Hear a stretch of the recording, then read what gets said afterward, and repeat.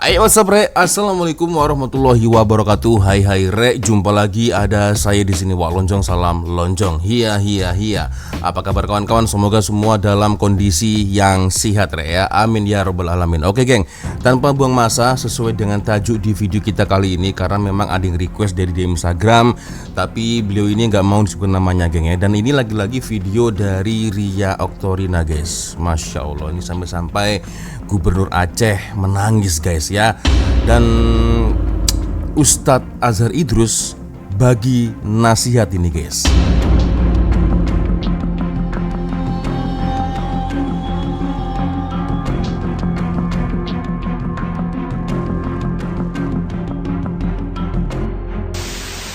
Oke guys, sebelum kita mulai video ini hanya sekedar mengingatkan untuk kawan-kawan yang mungkin belum sholat, jangan lupa sholat dulu. Dan juga untuk para mangsa yang terjejas banjir di luar sana, saya doakan semoga baik-baik saja dan semoga dipermudah segala urusannya, baik dari saudara-saudara yang di Malaysia, di Aceh dan juga di Sumatera guys ya. Oke, kita akan coba nonton sama-sama seperti apa video dari Ria Oktorina guys. Halo teman-teman, kembali lagi dengan aku Ria Oktorina. Suasana haru benar-benar menyelimuti Sumatera. Beberapa wilayah diterjang banjir dahsyat dan Aceh menjadi salah satu daerah yang paling merasakan dampaknya. Bahkan, Gubernur Aceh sendiri sampai tak kuasa menahan tangis ketika menjelaskan kondisi daerahnya. Di banyak titik, terutama Aceh dan sebagian Sumatera Utara, warga masih terisolir. Walaupun air sudah mulai surut, mereka tetap kesulitan mendapatkan bantuan. Banyak yang masih menahan lapar, kedinginan, dan menunggu pertolongan karena akses benar-benar terputus. Dan yang paling menyedihkan, bencana ini sudah terjadi sejak minggu lalu, tapi respons pemerintah masih terasa sangat lambat.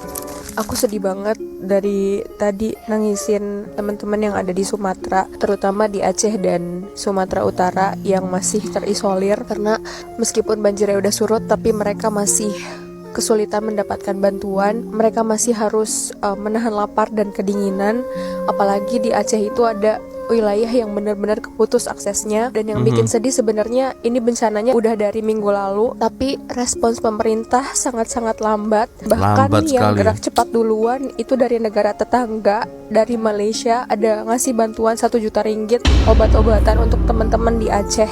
This is so heartbreaking karena aku pernah ngalamin banjir, tapi mungkin banjir yang aku alamin nggak seberapa, cuman seperberapanya dari banjir yang ada di Sumatera. Jadi please teman-teman, satin perhatiannya ke bencana Sumatera ini dan bantu sebisa kita. Kalau ada teman-teman di area-area banjir, kita bantu melalui mereka dan terus up, karena sampai sekarang pun bencananya nggak ditetapkan jadi bencana nasional, padahal udah sebesar ini. Dan nyawa yang hilang itu tiap hari bertambah dan mungkin nggak real time datanya, karena banyak aku lihat teman-temanku yang orang Aceh nge-up bahwa di realnya itu di lapangan banyak yang sebenarnya udah nggak ada tapi belum kecatat.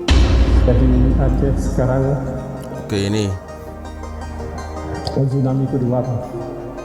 Dan beberapa kampung hilang entah kemana Pak. Yang paling ujung, yang paling dampak adalah Aceh Utara Pak.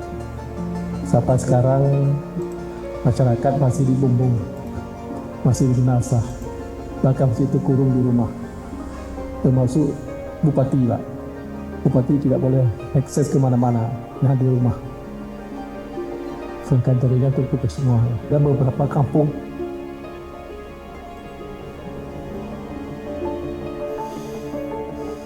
hilang entah kemana Pak.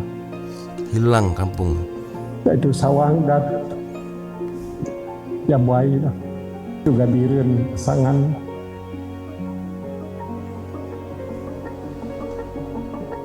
Malam itu 4 kampung juga kita entah kemana. Aceh sekarang tsunami kedua Pak. Ujian banjir, ada hilang rumah, hilang kereta, hilang nyawa. Apakah nasihat umat Islam dengan ujian ini? Nabi kata kalau kita terkena duri yang kecil, oi kucing, dapat pahala ampun dosa. Faham lagi? Dapat pahala, ampun dosa. Bayangkanlah kalau hilang rumah. Betul tak? Banyak tak dapat pahala. Yang penting jangan hilang akidah. Ramai mana rumah 3-4 tekak berjuta-juta, kereta berjuta-juta, akidah hangus habis. Tak lagi. Akidah rosak. Betul tak? Jadi kita hidup ini, jika dapat yang baik-baik, alhamdulillah. Jika hilang, kita sabar. Inna lillah. Allazina idza asabathum musibah qalu inna lillah. Orang-orang yang kami uji mereka dengan musibah, mereka segera mengucapkan inna lillah. Itulah hakikat bahawasanya kita tidak memiliki sesuatu sebenarnya. Rumah, kampung, anak-anak, bini, suami, ibu bapa, semua pinjaman saja. Barang pinjam, barang boleh ambil balik. Kita kena reda, kita kena sabar dan kita kena sentiasa bersyukur. Setiap kesusahan kita ada lagi yang lebih susah. Itulah. Assalamualaikum warahmatullahi wabarakatuh. Jadi ada Waalaikumsalam. bantuan daripada saudara saya dulu, ada dekat dalam kereta beliau daripada Malaysia. Jadi datang ke Aceh hari ini termasuk 29 hari bulan 11 tahun 2025. Jadi ada sini makanan yang kita nak bagi untuk abang kita yang ada dekat sini yang jaga Masya jalan Allah. ini sentiasa terbaik. Blue Sky Rescue atau BSR Malaysia telah tiba di Kabupaten Aceh Utara pada Minggu 30 November 2025 untuk membantu evakuasi dan pemulihan korban banjir di wilayah tersebut. Masya Allah. Dalam kunjungan Ya ini Allah. mereka turut menerjunkan 10 tenaga medis yang terdiri dari dokter dan perawat. Selain itu BSR juga membawa obat-obatan senilai 1 juta ringgit Malaysia atau senilai lebih dari 4 miliar rupiah. Hal itu disampaikan Komandor in Chief BSR Malaysia Patrick Tong pada Minggu 30 November 2025 malam. Semua yang obat-obatan, semua obat ada lebih kurang 1 juta ringgit. 1 juta ringgit. Malaysia bantu korban banjir Aceh Utara, bawa obat, bawa tim dokter, ya, tim tenaga medis, ya, dan itu bantuan sebesar 1 juta ringgit. Ya Allah. Namun Patrick belum bisa memastikan berapa lama BSR Malaysia akan berada di Aceh. Patrick juga menyebut pihaknya akan terus memantau perkembangan situasi di lapangan. Ia memperkirakan BSR Malaysia akan berada di Aceh setidaknya sampai lebih dari 3 hari. Patrick juga menyebut pihaknya akan terus memantau perkembangan situasi di lapangan. Kenapa bencana di Sumatera harus menjadi bencana nasional? Teman-teman, sekarang 593 orang meninggal dunia, 468 hilang, lebih dari 200.000 orang mengungsi. Dan ada pernyataan yang bilang hanya mencekam di media sosial, tapi kondisi di lapangan itu lebih baik. Ini adalah pernyataan yang tidak memiliki empati. Bukan hanya sebatas angka, 500 orang, 200.000 orang, mereka adalah nyawa. Seseorang yang dulunya mempunyai rumah, pekerjaan, seseorang yang dicintai, sekarang hilang karena musibah dan bencana yang ada di Sumatera. Dan kenapa butuh bencana nasional? Kita tuh butuh penanganan yang lebih cepat, lebih masif, karena sampai sekarang masih ada daerah yang bahkan tidak tertangani secara utuh. Desa yang hilang sampai sekarang. Dan ketika ada kondisi bencana nasional, negara itu mengambil alih. Penanganannya lebih cepat, tidak lagi tergantung kepada kapasitas provinsi. 2. Anggaran nasional akan dibuka secara otomatis dari APBN, dana siap pakai BNPB, dan anggaran Kementerian Pusat langsung bisa digunakan. Ini sangat penting sekali, teman-teman. Dari 2 alasan itu aja, harusnya teman-teman sudah bisa mengambil kesimpulan besar dan penting kenapa ini harus segera menjadi bencana nasional. Jadi teman-teman, ayo terus kita kawal kasus ini. Masih ada saudara-saudari kita yang sangat membutuhkan bantuan sampai sekarang. Heran ya di negara kita itu ya. Bencana alam udah berapa hari, bantuan lambat sampai. Banyak orang-orang Indonesia ya teriak-teriak, oh Indonesia tuh negara kaya, orang-orang kayanya banyak. Tapi di saat bencana alam macam nih ya, mana orang kaya itu? Mana mereka? Tunggu bantuan dari pusat dulu. Yang dari Medan, mana? Mana orang-orang kaya yang dari Medan itu, yang teriak-teriak selalunya. Sampai ya orang-orang di Sibolga terpaksa menjarah Alfanidi, di Medan Indomaret ya, mengambil kebutuhan untuk makan. Bantuan begitu lambat sampai. Heran ya, negara yang maju itu ya. negara kita orang-orang kayanya ramai, tapi di saat bencana bantuan dari negara luar dulu sampai. Mana orang-orang kaya di Indonesia itu? Semua mata harus tertuju ke Sumatera. Ini bencana nasional. Di sana rumah-rumah tenggelam, jembatan hanyut, desa berubah jadi gerangan. 20-an orang meninggal, masih banyak yang belum ditemukan. Kita bukan sedang menonton cuplikan film bencana, ini nyata dan itu terjadi hari ini. Pertanyaannya, kalau sekarang saja kita sudah kewalahan, apa yang tersisa untuk esok? Korban jiwa terus bertambah, warga hilang masih dicari. Ada yang terjebak di hutan karena akses menuju lokasi terputus total. BNPB menjelaskan penyebab bencana adalah siklon tropis Koto dan bibit siklon 95B yang menyebabkan cuaca ekstrim. Tapi mari jujur, siklon hanya pemicu kerusakan ekologis, ekonomi ekstraktif yang kita biarkan selama puluhan tahun. Itulah bahan bakarnya. Di balik curah hujan ekstrim, ada hutan yang sudah hilang, ada bukit yang ditambang, ada sungai yang tak lagi punya bantaran. Dan menurut Walhi, deforestasi di sekeliling wilayah terdampak banjir ini sangat tinggi. Gimana kabar kawan-kawan di sana? Ini bukan satu bencana, ini gejala multi krisis. Krisis ekologis karena kerakusan, krisis teknologi, krisis kepemimpinan yang sibuk mengurus kursi, citra, dan pemilu berikutnya. Stop, jangan bermimpi 2045, kita tidak akan pernah sampai ke sana. Yuk berhenti, menutup mata. Dan jangan berhenti peduli, kita masih bisa memperbaiki tanah kita, hutan kita, masa depan kita. Mulai berbenah, mulai sadar yuk. Bersama-sama, sebelum yang tenggelam bukan hanya Sumatera, tapi seluruh masa depan kita. Gimana menurut kalian? Ada yang mau ikut bantu? Itulah dia, geng. Tetap pakai adab. Sumatera berduka. Pemerintah tak tetapkan bencana nasional untuk banjir Sumatera. Malaysia kirim 1 juta ringgit. Ya, ini sangat-sangat lucu ya. Dimana menurut pemerintah Indonesia ini bukan bencana tingkat nasional, tetapi menurut negara tetangga kita Malaysia ya Malaysia ini adalah bencana internasional. Ya, dimana per hari ini Malaysia kirim 1 juta ringgit dan obat-obatan ya di Bandara SIM atau Bandara Sultan Iskandar Muda Aceh. Ini merupakan bencana internasional karena dari Samudra Hindia, Sumatera, Malaysia, Thailand, Filipina dan Vietnam kena semuanya. Jadi bisa dibilang ini sangat aneh bin ajaib ya. Apalagi dengan statement Pak Prabowo kalau ini harus kita jaga lingkungannya, alam hutan kita harus kita jaga. Padahal dia berkata sebelumnya ya di bulan Januari, Desember 2024 Pak Prabowo sebut enggak usah takut deforestasi, dan ini yang terjadi sekarang. Ini di Tapanuli ya, di Tapsel. Ini pembalakan hutan di mana-mana. Kemudian ini yang terjadi di Aceh ya, dari pandemi ini yang terjadi di Aceh, Subulu Salam ya. Maka nggak heran terjadi seperti ini di Aceh, Tapsel dan Padang ya, karena pembalakan hutan. Saya nggak paham apa yang dipikirkan oleh pemerintah. Walaupun bantuan sudah sampai, tapi setidaknya kita harus mencegah ya. Semoga ada perbaikan ini ya. Kita jangan menyalahkan salah satu pihak, tapi semoga ada perbaikan. Tapi gimana menurut kalian? Tulis pendapat kalian di kolom komentar.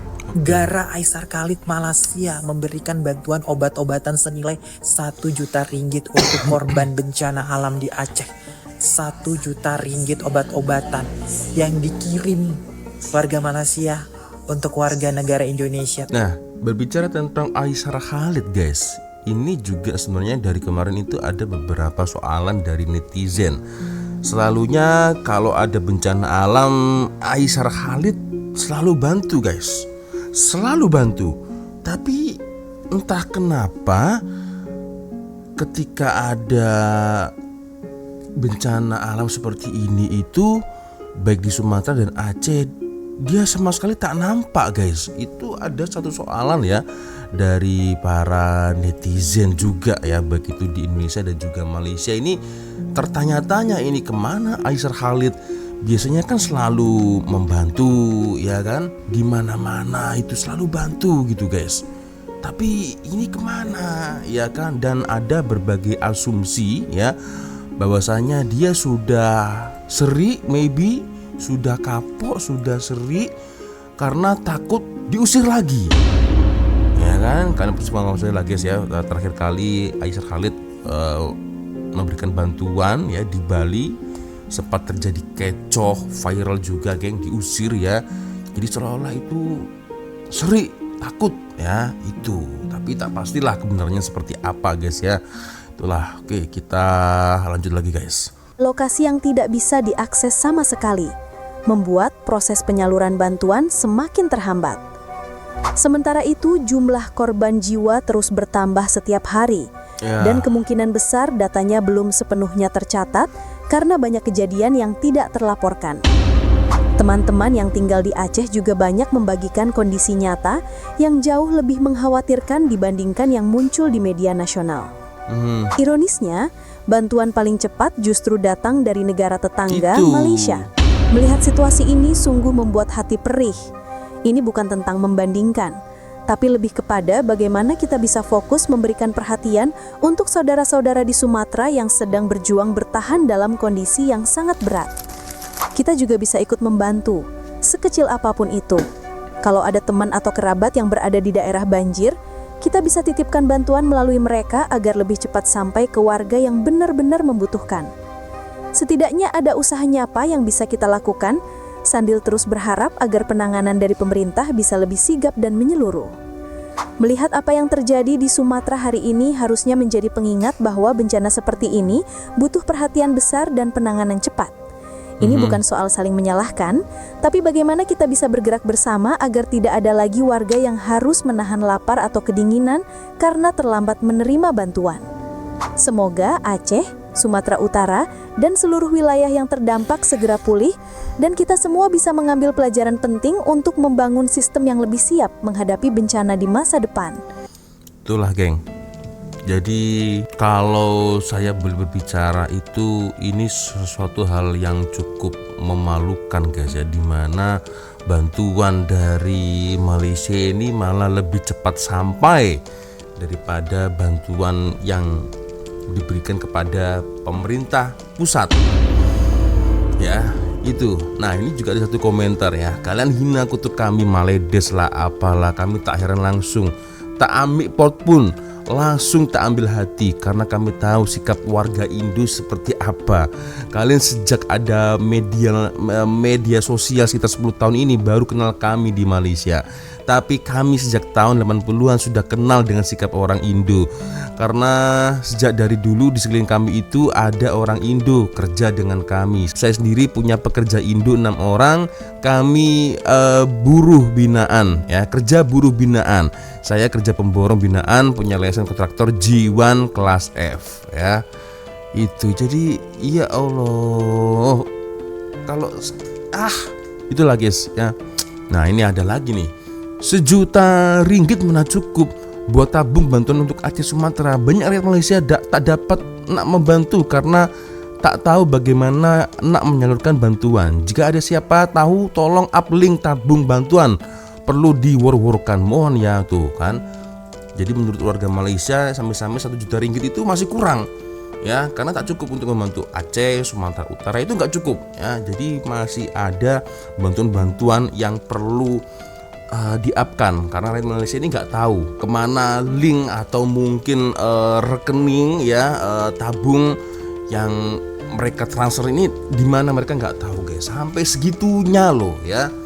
Astagfirullahaladzim ya. So geng ya, harapan saya semoga semua saudara kita yang ada di luar sana, baik itu di Malaysia, di Aceh, di Sumatera, semoga lekas membaik ya, dan semoga dimudahkan segala urusannya guys ya. Dan yang tadi saya pikir itu di Malaysia juga kesusahan banjir guys, tapi mereka masih sanggup, masih sempat-sempatnya mengirimkan bantuan untuk orang lain. Ini yang benar-benar sangat-sangat amat respect. Soalannya adalah apabila kalau Malaysia terkena susah, dilanda kesusahan, apakah orang Indonesia mau mengirimkan bantuan untuk warga Malaysia? Itu yang menjadi soalan. Karena selama ini yang saya lihat dari dulu, mungkin beberapa bulan lalu lah guys ya, ketika di bulan Agustus Indonesia terkena bukan musibah ya, tapi agak kesusahan ya masa itu dalam demonstrasi yang cukup besar. Abang Gojek, abang Grab kesusahan, yang bantu siapa? Warga Malaysia lagi, dan itu cukup viral guys. Seandainya kalau Malaysia seperti itu ya, ada bencana, ada kesusahan, ada musibah, siapa yang tolong? Oke, itulah guys ya. Oke, ya sepertinya cukup sudah untuk video kita kali ini guys ya. Saya minta maaf apabila mungkin kalau ada kesalahan kata-kata baik dari awal video sampai dari video. Sebiasanya kalau ada video menarik yang mungkin boleh kita ulas sama-sama, silahkan kirim videonya di Instagram. Dan akhirnya saya Wak Lonjong pamit dulu geng. Wassalamualaikum warahmatullahi wabarakatuh. Semoga Allah melindungi kita semua guys. Amin ya rabbal alamin. Bye bye.